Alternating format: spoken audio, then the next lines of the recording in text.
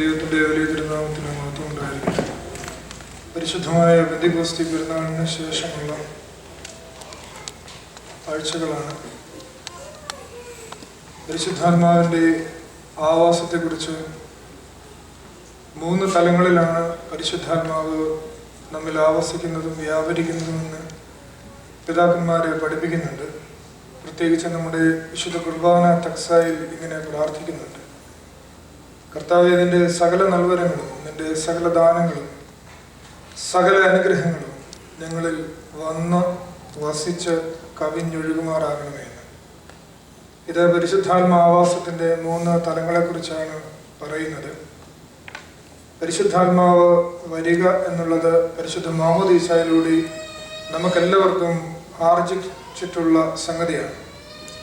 ആത്മാവിൻ്റെ വരവ് നാം എല്ലാം അനുഭവിച്ചിട്ടുള്ളവരാണ്. അതിൻ്റെ 2ാമത്തെ തലമാണ് പരിശുദ്ധാത്മാവിൻ്റെ വാസം എന്ന് പറയുന്നത്, വന്ന് വസിക്കുക എന്ന് പറയുന്നത്. നമുക്കറിയാം, നമ്മുടെ വീട്ടിൽ ഒരു അതിഥി വരികയാണെങ്കിൽ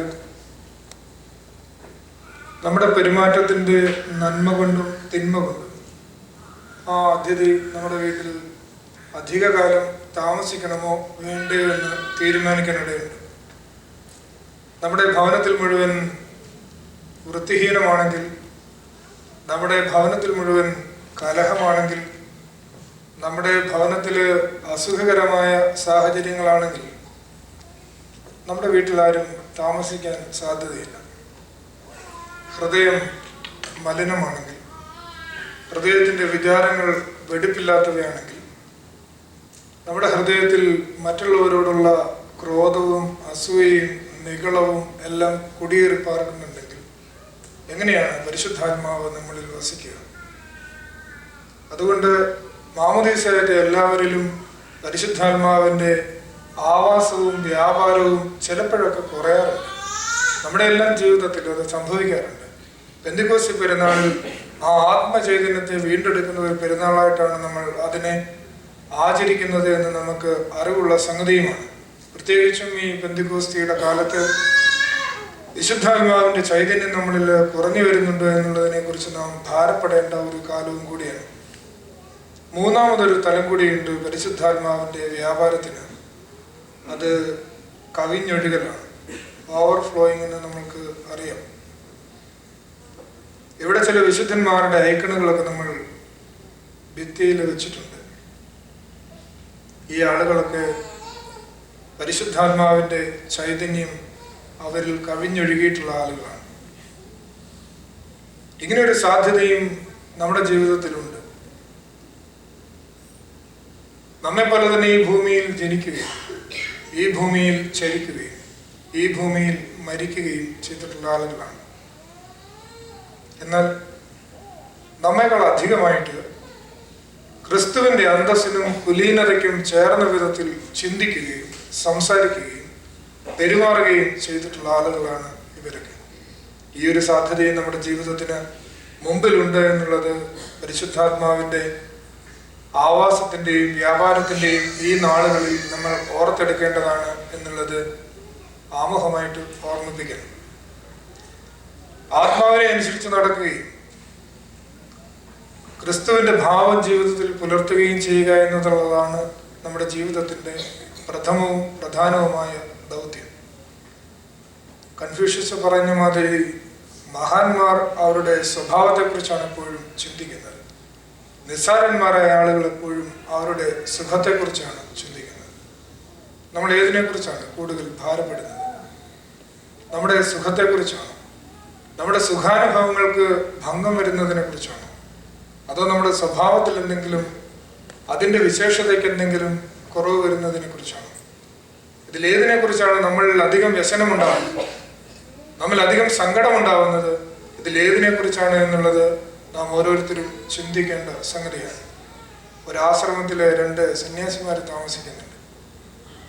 അവർ മാത്രമേ അവിടെ താമസിക്കുന്നുള്ളൂ. ഈ ആശ്രമത്തോട് ചേർന്ന് ചെറിയൊരു പുഴയുണ്ട്. ഈ ആശ്രമത്തിലെ സന്യാസിമാർ തന്നെയാണ് ഭക്ഷണം പാകം ചെയ്യുന്നതും പാത്രം കഴുകുന്നതും തുണി നനയ്ക്കുന്നതും ഒക്കെ അവർ തന്നെയാണ്. ഭക്ഷണം പാകം ചെയ്യുന്നതിനെ കുറിച്ച് പറഞ്ഞപ്പോഴാണ് ഞാനിവിടെ അമേരിക്കയിൽ വന്നിട്ട് പുതിയൊരു ഭക്ഷണം പാകം ചെയ്യാനായിട്ട് പഠിച്ചു. നാട്ടിലില്ലാത്തൊരു ഭക്ഷണം. പ്രത്യേകിച്ച് ഹൂസ്റ്റണിലെ തിരുമേനിയുടെ അരമനയിൽ താമസിച്ച സമയത്ത്. ഇപ്പം നമ്മൾ നാട്ടിലൊക്കെ വരുമ്പോൾ, വലിയ ഹോട്ടലിലൊക്കെ കയറുമ്പോൾ നമ്മൾ മെനു കാർഡിൽ കാണുന്ന ചില ഐറ്റങ്ങളുണ്ട്. മീൻ പറ്റിച്ചത് 150 രൂപ, ആളുകളെ പറ്റിക്കാൻ വേണ്ടിയിട്ട്. കൂർക്ക ഒലത്തിയത് എന്നൊക്കെ പറഞ്ഞിട്ട്. എന്ന് പറഞ്ഞതുപോലെ ഒരു കറി ഞാൻ അമേരിക്കയിൽ കണ്ടുപിടിച്ചു. അവിയൽ ഒടിച്ചത്. ഫ്രീസറിൽ നിന്ന് എടുത്ത് ഒടിച്ചിട്ട് ചൂടാക്കി. ഞാൻ വിചാരിച്ചു ഇനി എൻ്റെ ആശ്രമത്തിൽ ഇതൊന്ന് പ്രാക്ടീസ് ചെയ്തു.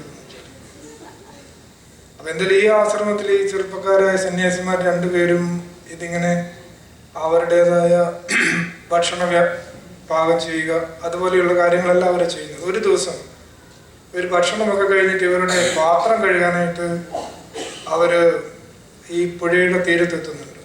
ഇവർ പാത്രം കഴുകിക്കൊണ്ടിരിക്കുന്നതിനിടയ്ക്ക് പുഴയിൽ ഒരു തേള് കിടന്ന്, സ്കോർപ്പിയോ അല്ലേ, ഒരു തേള് കിടന്ന് പിടയ്ക്കുന്നു. ഒരു സന്യാസി അതിനെ എടുത്ത് കരയ്ക്കോട്ട് വെച്ചു. ചത്ത പോകണ്ടല്ലോ എന്ന് വിചാരിച്ചു. തേളിനെ തൊട്ടാൽ എന്ത് സംഭവിക്കാം? അത് കുത്തും. മറ്റേ സന്യാസി ഇത് കാണുന്നുണ്ട്. 1 മിനിറ്റ് കഴിഞ്ഞില്ല, ഈ തേളി സന്യാസിയുടെ പുറകിൽ കൂടെ വന്ന് വീണ്ടും വെള്ളത്തിൽ ഇറങ്ങി. അപ്പോഴും അത് കിടന്ന് പിടയ്ക്കുന്നത് കണ്ടിട്ട് ആദ്യമായി എടുത്ത സന്യാസി വീണ്ടും അതിനെ എടുത്ത് കരക്കിട്ട് വെച്ചു. അപ്പോഴും എന്താ സംഭവിക്കുക? കുത്തി. 1 മിനിറ്റ് കഴിഞ്ഞില്ല, അത് വീണ്ടും പുറകിൽ കൂടെ വന്ന് വെള്ളത്തിൽ ഇറങ്ങി. അപ്പോഴും ഈ സന്യാസി അതിനെ എടുത്ത് കരക്കോട്ട് വെച്ചു. അപ്പോഴും ഈ സന്യാസിയുടെ കയ്യിൽ അത് കുത്തി. അപ്പൊ ഈ കൂടെ ഉണ്ടായിരുന്ന സന്യാസി ചോദിച്ചു, എടാ മണ്ട, നിനക്കറിയരുത് തേളിന്റെ സ്വഭാവം? അത് രക്ഷിക്കുന്നവരെയാണെങ്കിലും കുത്തുന്നതല്ലേ? അപ്പൊ ഈ സന്യാസി പറഞ്ഞ മറുപടി, രക്ഷിച്ചുകൊണ്ടിരുന്ന സന്യാസി പറയുന്ന മറുപടി എങ്ങനെയാണ്? എനിക്ക് തേളിന്റെ സ്വഭാവം നന്നായിട്ട് അറിയാം. അത് രക്ഷിക്കുന്നവരെയാണെങ്കിലും കുത്തുന്നതാണ്. പക്ഷെ എനിക്ക് എൻ്റെ സ്വഭാവം അതിലും നന്നായിട്ടറിയാം. കുത്തുന്നവരെയാണെങ്കിലും രക്ഷിക്കുക എന്നുള്ളതാണ് എൻ്റെ സ്വഭാവം. അതിൽ നിന്ന് എനിക്ക് മാറാൻ പറ്റില്ലല്ലോ. ക്രിസ്ത്യാനികൾക്ക് ചില സ്വഭാവവിശേഷങ്ങളൊക്കെ ഉണ്ടായിരിക്കണമെന്ന് ക്രിസ്തു വല്ലാതെ നിർബന്ധബുദ്ധി പിടിക്കുന്നുണ്ടെന്ന് എനിക്ക് തോന്നുന്നത്. കാരണം ഇന്നത്തെ വേദഭാഗം നോക്കിയാൽ തന്നെ നമുക്കൊരു സ്വഭാവം ഉണ്ടാവണം. ഈ വേദഭാഗത്തിൽ നിന്ന് തന്നെ നമുക്ക് വ്യത്യസ്തമായ, സാധാരണ ആളുകൾക്കില്ലാത്ത ഒരു സ്വഭാവം ഉണ്ടാവണമെന്ന് ക്രിസ്തു പറയുന്നുണ്ട്. 7 അപ്പം കൊണ്ട് 4000 പേരെ പോഷിപ്പിക്കുന്ന ആ സംഭവത്തിൽ നിന്ന്, അല്ലെങ്കിൽ 5 അപ്പം കൊണ്ട് 5000 പേരെ പോഷിപ്പിക്കുന്ന ആ സംഭവത്തിൽ നിന്നൊക്കെ പഠിക്കാനുള്ള ഒരു പാഠം നമ്മൾ ശ്രദ്ധിച്ചാൽ അറിയാം. യേശു തമ്പുരാൻ 40 രാവും 40 പകലും മരുഭൂമിയിൽ ഉപവസിക്കുകയും നോമ്പെടുക്കുകയും ചെയ്യുന്നു. ആ നോമ്പിന്റെ സമാപ്തിയിൽ പിശാച് വന്നിട്ട് ഈശോയോട് പറയുന്നുണ്ടല്ലോ, നിനക്ക് വിശക്കുന്നു, ഈ കല്ലിനോട് അപ്പമാകാൻ പറയും. ഒരത്ഭുതം കാണിച്ച് നിന്റെ വിശപ്പ് അവസാനിപ്പിക്കാനായിട്ട് യേശു തമ്പുരാനോട് പിശാച് ആവശ്യപ്പെടുന്നുണ്ട്. തമ്പുരാൻ ചെയ്യുന്നുണ്ടോ? ഇല്ല. തന്റെ വ്യക്തിപരമായ വിശപ്പിന് വേണ്ടിയിട്ട്, അതിന്റെ ശമനത്തിന് വേണ്ടിയിട്ട് യേശു തമ്പുരാൻ ഒരു അത്ഭുതം പ്രവർത്തിക്കുന്നില്ല. എന്നാലും 3 ദിവസങ്ങളോളം തന്റെ പ്രഭാഷണം നടക്കുന്നു. അതിന് കേൾവിക്കാരായിട്ട് അനേകർ വന്നിരിക്കുന്നു. ആ വലിയ ജനക്കൂട്ടത്തെ കാണുമ്പോൾ അവന്റെ മനസ്സറിയുന്നു, അവർക്ക് കഴിക്കാൻ വല്ലതും ഉണ്ടോ? യായിറോസിന്റെ മകളെ ഉയർപ്പിച്ചു കഴിയുമ്പോൾ ആദ്യം തമ്പുരാൻ ചോദിക്കുന്നത് എന്താ? ഇവക്ക് കഴിക്കാൻ വല്ലതും കൊടുത്തെന്നാ ചോദിക്കുന്നത്. എന്തുമാത്രം കൺസേൺഡ് ആണ് മറ്റുള്ളവരുടെ ഭക്ഷണത്തിന്റെ കാര്യത്തിൽ, അല്ലേ? തന്റെ വ്യക്തിപരമായ ആവശ്യത്തിന് വേണ്ടി യേശു തമ്പുരാൻ അത്ഭുതം പ്രവർത്തിക്കുന്നില്ല. എന്നാലും അനേകരുടെ വിശപ്പിന് ശമനം ഉണ്ടാവാൻ വേണ്ടിയിട്ട് അവൻ അത്ഭുതം പ്രവർത്തിക്കുന്നുണ്ട്. ഇതല്ലേ ക്രിസ്തീയമായ ഒരു ജീവിതം, ക്രിസ്തീയമായ ഒരു സ്വഭാവവിശേഷത നമ്മളും പുലർത്തേണ്ടത്. ഒരു പിതാവ് ഈ സംഭവത്തെ പുരസ്കരിച്ചിട്ടാവും അദ്ദേഹം എഴുതിയിരിക്കുന്നത് ഇങ്ങനെയാണ്: എൻ്റെ പട്ടിണി ഒരു ഭൗതിക പ്രശ്നമാണ്, എന്നാൽ എൻ്റെ അയൽക്കാരൻ്റെ പട്ടിണി ഒരു ആത്മീയ പ്രശ്നമാണ്. എൻ്റെ പട്ടിണി എൻ്റെ ശരീരത്തിൻ്റെ മാത്രം പ്രശ്നമാണ്, പക്ഷെ എൻ്റെ അയൽക്കാരൻ്റെ പട്ടിണി ഒരു സ്പിരിച്വൽ ക്രൈസിസ് ആണെന്നാണ് അദ്ദേഹം പറയുന്നത്. പണ്ടൊക്കെ ആളുകൾ പട്ടിണി കൊണ്ടാണ് മരിച്ചുകൊണ്ടിരുന്നത്, ഇന്നൊക്കെ ആളുകൾ ഭക്ഷണം കൊണ്ടാണ് മരിക്കുന്നത്, അല്ലേ?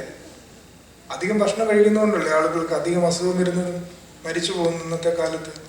നിശ്ചയമായിട്ടും ഒരു ക്രിസ്തീയമായ വിവേകം പുലർത്താനുള്ള ഭാരമേറിയ ആത്മീയ ഉത്തരവാദിത്വം നമുക്ക് ഓരോരുത്തർക്കും ഉണ്ട് എന്ന് മാത്രം ഞാൻ ഓർമ്മിപ്പിക്കുകയാണ്.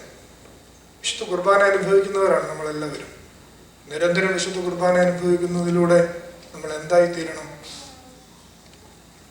നിരന്തരം ജീവനുള്ള അപ്പം അനുഭവിക്കുന്നതിലൂടെ നമ്മൾ ജീവനുള്ള അപ്പമായി തീരണം. ഒരപ്പമായി തീരുക അത്ര നിസ്സാരമായ സംഗതിയല്ല. ഒരപ്പമായി തീരണമെങ്കിൽ ആദ്യം വിത്ത് പത്തായത്തിൽ നിന്ന് താഴെ ഇറങ്ങണം. അതിൻ്റെ എല്ലാ അഹങ്കാരങ്ങളും വിട്ടിട്ട് താഴെ ഇറങ്ങണം, മണ്ണിലിറങ്ങണം. ഏറ്റവും താഴ്മയോടുകൂടി ഭൂമിയുടെ അതോ ഭാഗങ്ങളിലേക്ക് ഇറങ്ങിപ്പോണം. അതിൻ്റെ പുറന്തോട് പൊട്ടണം, അതിൻ്റെ പുറംപൂച്ചെല്ലാം പൊട്ടണം. അതിൻ്റെ കടുംതോടുകളെല്ലാം പൊട്ടി തകർന്നതിന് ശേഷമാണ് അതിൽ നിന്നൊരു മുളയുണ്ടാകുന്നത്. ആ മുളയിൽ പിന്നെ കതിരുണ്ടാവും. കതിര് വല്ലാതെ മൂത്ത് പോകുന്നതിന് മുമ്പ് അരിവാൾ വയ്ക്കണം. ഞാൻ എപ്പോഴും വിചാരിക്കും, എൻ്റെ ദൈവമേ, എൻ്റെ ചില വാശികളും എൻ്റെ ചില നിർബന്ധ ബുദ്ധികളും ഒക്കെ ഇത്രയും മൂത്ത് പോകുന്നതിന് മുമ്പ് തക്ക സമയത്ത് ആരെങ്കിലും ഒരു അരിവാൾ വെച്ചിരുന്നെങ്കിൽ ഞാൻ കുറച്ചുകൂടെ നന്നായേനെ. ചിലപ്പോഴൊക്കെ ദൈവം അരിവാൾ വെക്കും, ചിലപ്പോഴൊക്കെ ആരെങ്കിലുമൊക്കെ മാതാപിതാക്കളോ സുഹൃത്തുക്കളോ ഒക്കെ നമുക്ക് അരിവാൾ വയ്ക്കും, കൃത്യമായ പാകത്തിൽ മുറിച്ചെടുക്കാനായിട്ട്. അതുകൊണ്ടും തീരുന്നില്ല, പിന്നെ മെതിക്കണം, പിന്നെ നമ്മളെ വല്ലാതെ കുഴയ്ക്കും. അതുകൊണ്ട് അവസാനിക്കുന്നില്ല. പിന്നെ വലിയൊരു കനലിൻ്റെ മുകളിൽ കൊണ്ടുവയ്ക്കും. ഒരു തപസ്സുണ്ടാവണം ജീവിതത്തിൽ, ഒരു തപസ്, അനുതാപമുണ്ടാവണം, സങ്കടത്തിൻ്റെ കണ്ണുനീരും ചൂടും ഉണ്ടാവണം.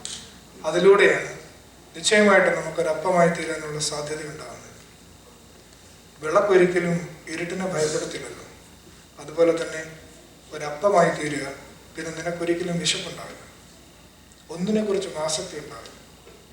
മറ്റുള്ളവരുടെ വിശപ്പ് തീർക്കുന്നതിന് ഒരപ്പമായി തീരാൻ നമ്മുടെ നിരന്തരമായ ഈ ആരാധനാ സംസർഗം ഇടയാക്കട്ടെ എന്ന് പ്രാർത്ഥിക്കുന്നു. ദൈവം അനുഗ്രഹിക്കട്ടെ.